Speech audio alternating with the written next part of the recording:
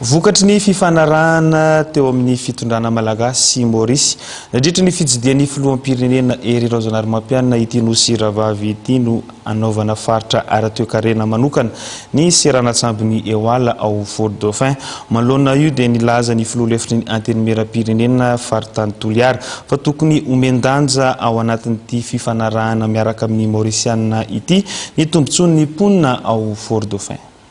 Fifanarahana ny raha fitondrana malagasy Maurice nandritra ny fitsidian'ny filoham-pirenena Ery Rajaonarimampianina tany amin'ny Nosy Maurice ny anaovana faritra ara-toekarena manokana ny seranantsambony Eoala ao Taolaniaro. Mikasika io dia nilaza ny filoha lefitry ny antenimieram-pirenena Faritany Toliara fa tsy misy maharatsy ny ametrahana izany ny tenany. Saingy nosy fa tokony omendanja ao anatin'ny fifanarahana miaraka amin'ny Mauricianina ny tombontsoa amponina ao Taolaniaro. Ny fitondram-panjakana moa zany efa nijery ny résolution ina ny tokony hampisy ny vahaolana maharitra hamongonana tanteraka ity resaka haitany na ny resaka kere ity dia izahay ato amin'ny lapam-panjakana antenimieram-pirenena izay notariko tany Ambovimbe dia nilaza ny vahaolana telo raya dia ny hoe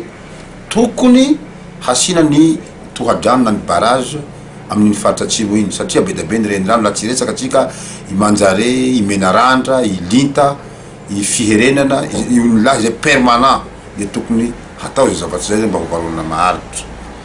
Manaraka zay dia resaka fandriam-pahalemana ny antony ny kely fampelatana ny olona alain'ny olona na mamboly anao alainy na miompy anao alainy dikan'izany zany raha hitady vahaolana maharitra dia tokony jerena resaka sécurité hoy zahay hoe tsy ampy na resaka mpitandro filaminana ihany zany hamongonana ny asa dahalo amin'ny faritra atsimo sy tsy mandrefana iny fa tokony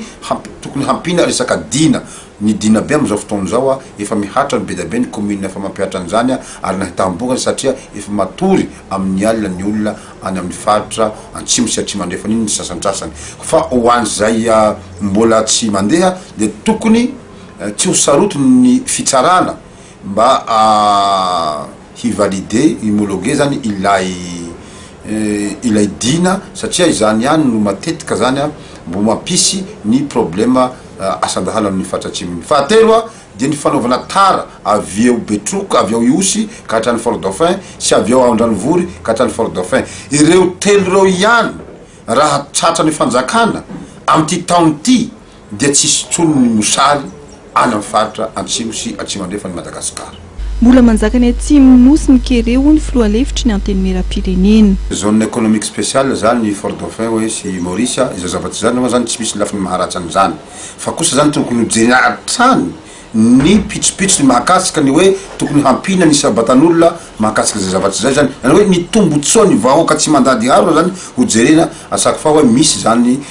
relation entre les deux pays na deux communes ny antony tenenako an'izany zany dia matetika zany ny olona efa mahitahita ihany zany no lasa ihany koa rehefa atao zany zavatsy zany dia jerena avy any fotony ino ny fepetra sy ny condition tokony hatao entre les zavatsy atao zay zany raha hevitry izay sy lombavimaoko na soetena. Tsy ny faritra nosy andro ihany no anjakan'ny kere fa mipakatra any amin'ny faritra atsimo andrefany nosy hoe nitatitra ny filoha lefitry ny antenimieram-pirenena Faritany Toliara.